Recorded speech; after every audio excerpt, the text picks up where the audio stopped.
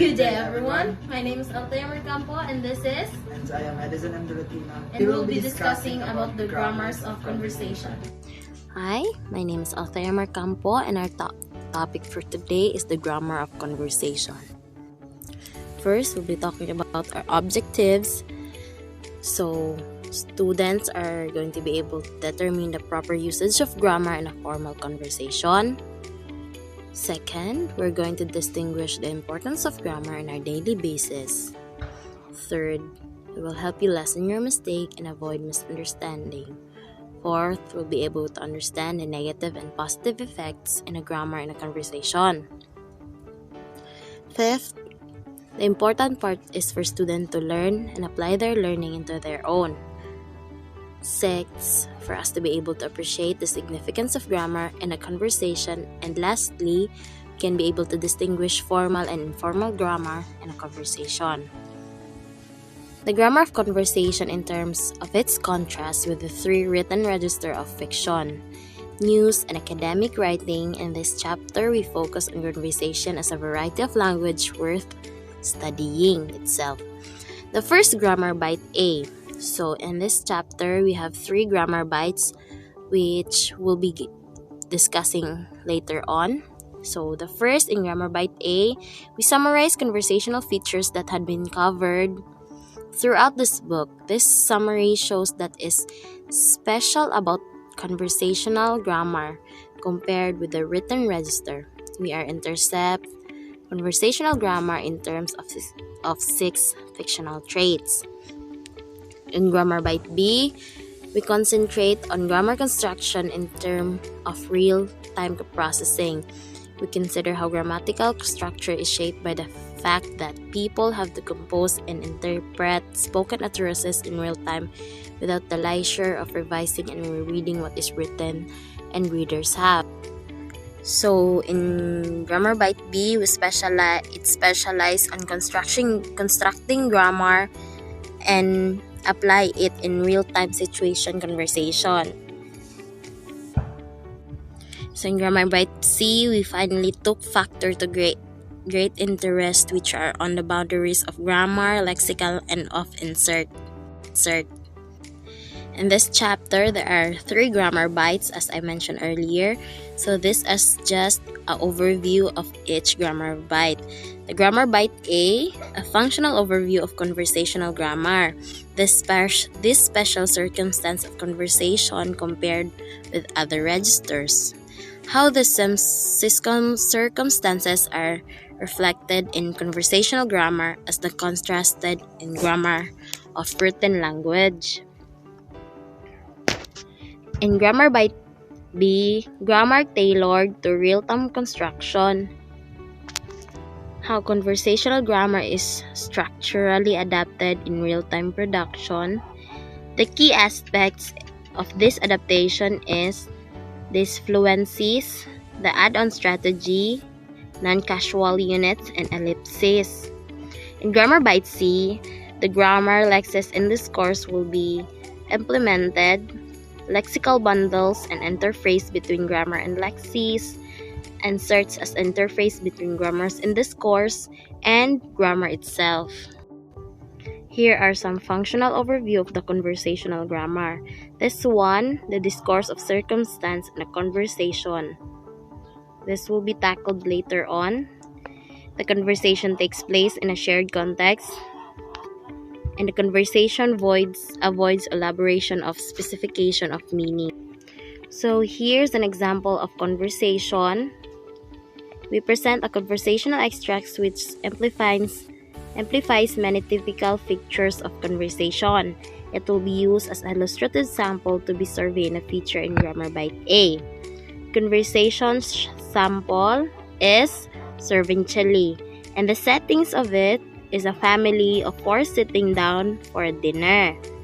The participants, the P will stands for the mother, J stands for the father, D stands for their 20-year-old son, and M for their 17-year-old son. So take time to pause, guys, and read it. So my partner will continue the discussion. Hello everyone, I am Edison M. De Latina. So to continue with the discussion, the grammar of conversation consists of grammar bites A, B, and C. Me and my partner are assigned to discuss A, which is the functional overview of conversational grammar. To start with, 13.2, the discourse circumstances of conversation. In this section, we identify a range of social and situational characteristics of conversation and discuss their association with particular grammatical traits that are common in conversation. In doing so, we pull together information about features that have been covered throughout all the chapters of this book. Our survey of linguistic features in this chapter has to be selective. There are other important linguistic features distinguishing speech from writing, such as stress and intonation, as well as additional grammatical features that we do not have space to cover here.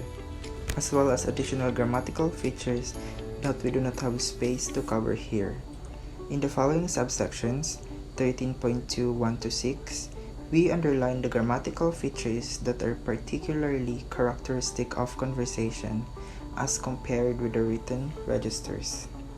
13.2.1 Conversation takes place in shared context.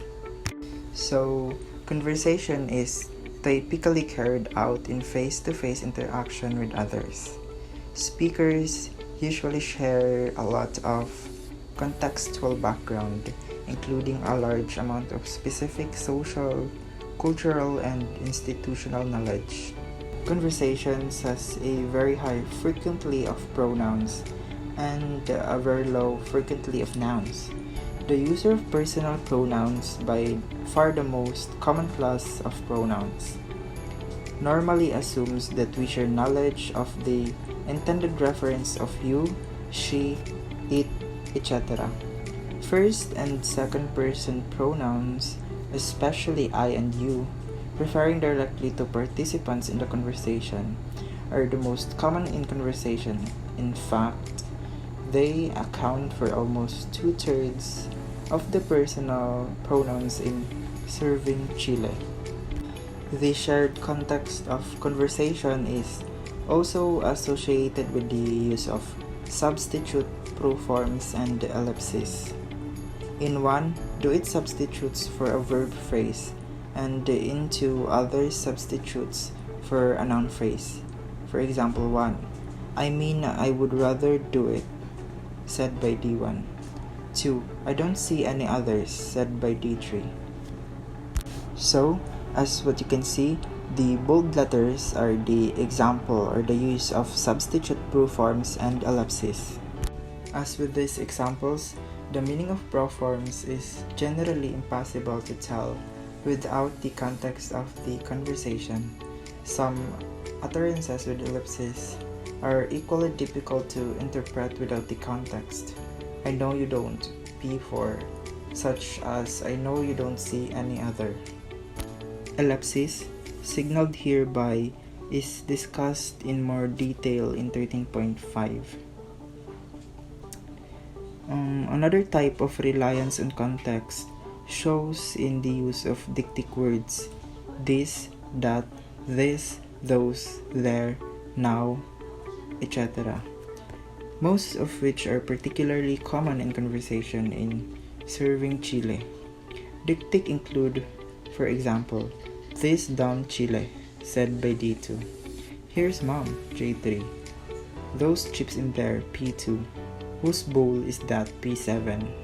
If you are confused with the letters and numbers after the phrases or sentences, this letter and numbers represented characters in the conversation entitled Serving Chile. A further context-bound factor is the use of non-clausal or fragmentary components in speech. Although such material can be found in written language, example in the headlines and lists, it is far more pervasive and varied in speech. Inserts are especially common, for example, in Serving Chile. Yeah, P1. okay M1, and sorry P10. So these are the examples of the inserts. These inserts rely heavily for their interpretation on situational factors. For example, thanks or sorry may be a follow-up to a nonverbal action as well as a verbal one, as the example "oh sorry" in P10 shows. See 13.7 for more about the functions and frequency of inserts. Moving on, 13.2.2, conversation avoids elaboration or specification of meaning because it relies on context for meaning. Conversation can do without the lexical and syntactic elaboration that is found in written expository registers. Conversation has a low density of lexical words in comparison with the three written registers, relying instead more on function words, especially pronoun. Similarly, it tends to have shorter phrases than the expository written registers. This factor of syntactic non-elaboration is strongly centered on the noun phrase. Speakers in conversation make the most use of pronouns, often reducing the noun phrase to a simple monosyllable like it or she. Speakers use fewer elaborated noun phrase structures that contain modifiers and complements. Attributive adjectives, noun, modifiers, and relative clauses, for instance, are rare in comparison with the other registers. In contrast to its lower lexical density, generally, conversation has a higher frequency of verbs and adverbs than the other registers, especially primary and modal verbs. In a register where the noun phrase is reduced to bare essentials, verb phrases and clauses become more frequent. The one notable exception to this general lack of syntactic elaboration is in the use of complement clauses. That complement clauses and WH complement clauses are actually more common in conversation than in the informational written registers. For example, do you think they will come back from Europe? I don't know how much it costs. Interestingly, these dependent clause types are often used as part of relatively fixed lexical bundles. See 13.6 below.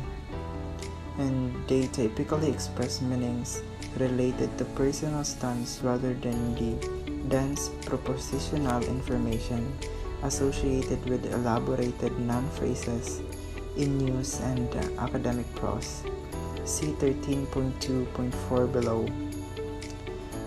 Avoidance of elaboration of syntax is related to avoidance of specification of meaning, just as speakers in conversation often avoid making their noun references explicit.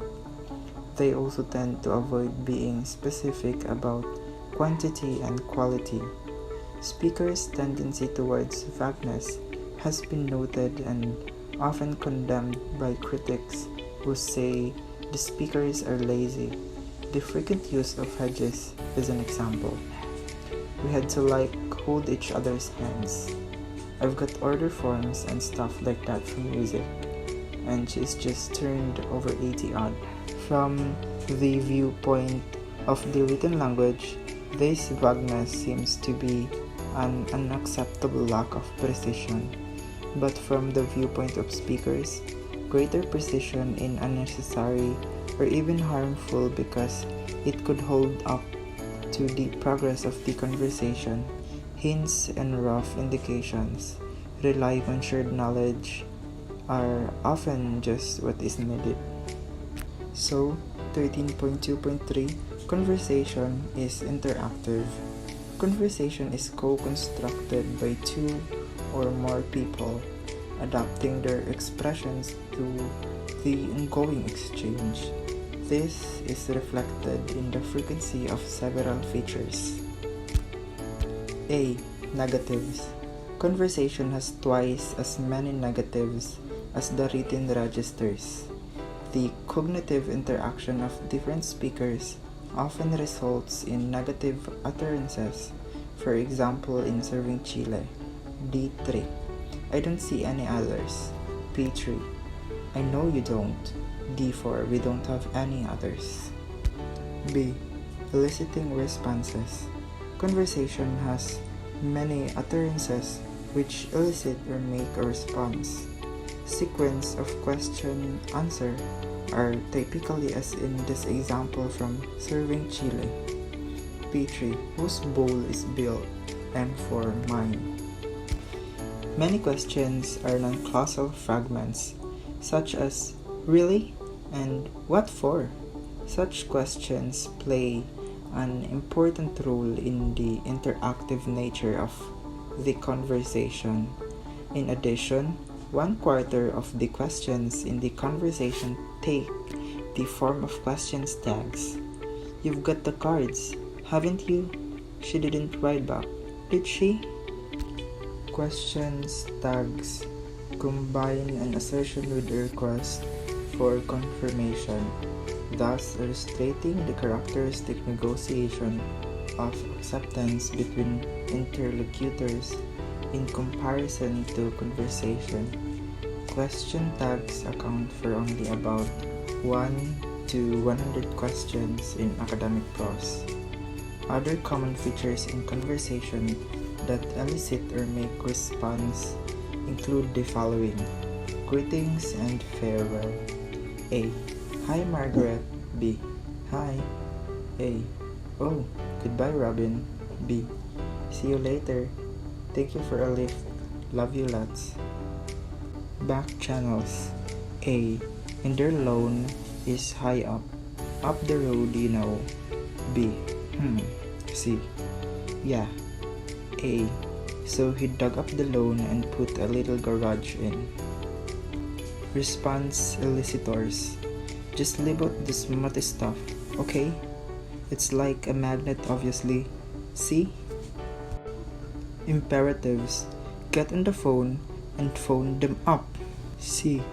Attention signaling forms. Conversation has a number of attention signaling forms. For example, hey, look at all the truckers. Say, Mom, have you got any paint rollers? D. Vocatives. Conversation commonly uses vocatives, address forms, for getting attention and managing interactions. Serving Chile has several clear examples. Mom in D1, Dad M1, Michael P2, Honey J2, Mike P8, and Pi J5 addressed to the dog. Vocatives often have an attitudinal function in addition to managing the discourse. Discourse, especially for terms such as honey, discussed in 13.2.4. E. Discourse markers. Conversation has a frequent use of discourse markers and other inserts for managing interaction. See 13.7, Table 13.1. And 13.2.4, Conversation express stance. Speakers in conversation have a primary concern for their feelings, attitudes, and evaluations, and assessments of likelihood. What we have referred as personal stance, many of the most common grammatical features in conversation are used to express stance, including modal verbs, complement clause constructions, and stance adverbials. Being interactive, conversation is used for polite or respectful purposes in speech acts, such as requests, greetings, offers, and apologies. Some inserts have a stereotypical role in marking politeness. Thanks and thank you, please and sorry, for example. Vocatives such as sir, and madam also have a respectful role, although these honorific forms are rare in English compared with many other languages. More typical of English is the use of stereotypic polite openings, such as the interrogative forms would you and could you, functioning as requests in serving Chile. P2, would you get those chips in there? Michael, could you put them with the crackers?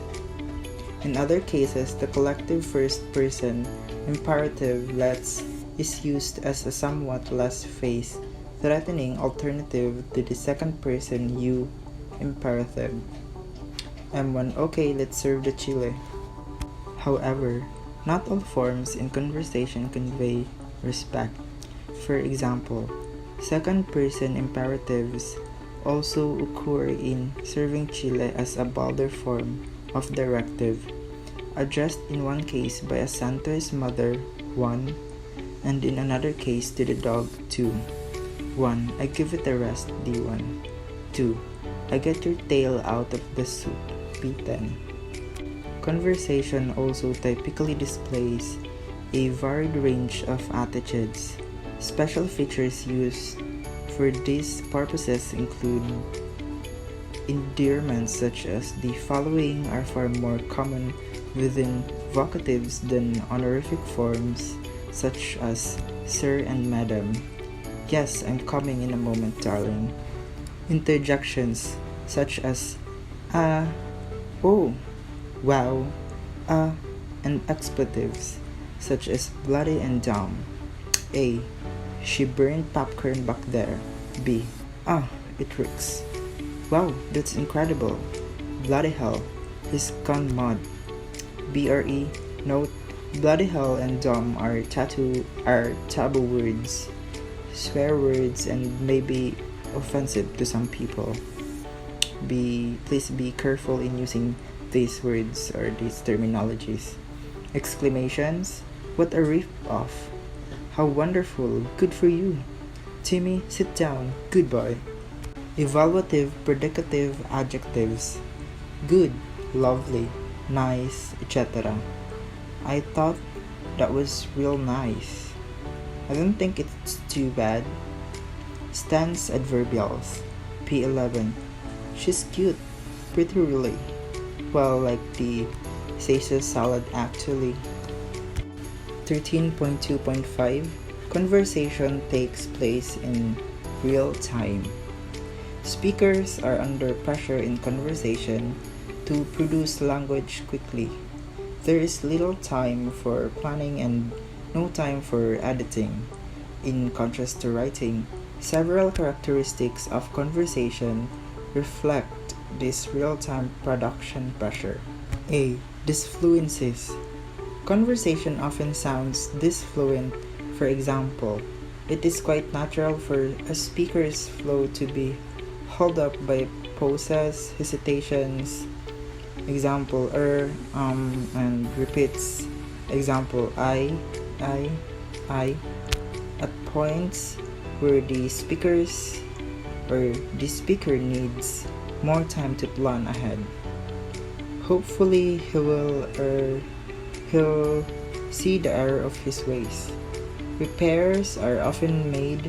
A speaker stops in the middle of saying something and repeats it with some sort of correction when they occur at the beginning of utterances. Such repairs are also called false starts. D1. Mom, give me a rest. Give it a rest. Dad, I don't think you should leave Chris home Saturday. Other kinds of disfluencies are covered in 13.3.1. B. Reduced forms. To save time and energy, speakers also resort to reduction processes such as elision, omission of vowels or consonants, contractions like its and can't, other morphological reduced forms like gonna, and various types of ellipses which are covered in 13.5. C. Restricted and repetitive repertoire. The language used in conversation is typically repetitive in several ways. Local repetition in relieving real-time planning pressure. Speakers often repeat partially or exactly what has just been said in conversation. Here is an example from Serving Chile. Dito, let's serve this damn chile. M1, okay, let's serve the chile. Lexical bundles in 13.6, we describe the use of prefabricated sequences of words. Lexical bundles, time pressure, prevents speakers from exploiting the full innovative power of grammar and lexicon.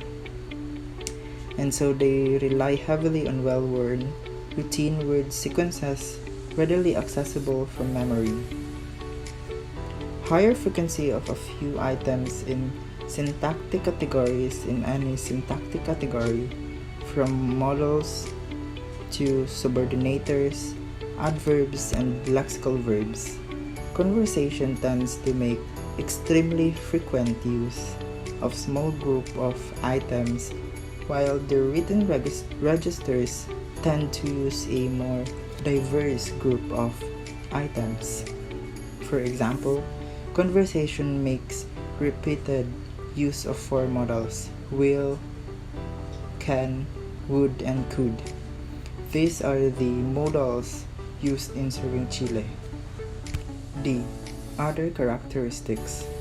Other characteristics reflecting real-time processing in spoken English will be considered in Grammar Byte B 13.3 to 5. So 13.2.6, conversation employs a vernacular range of expression.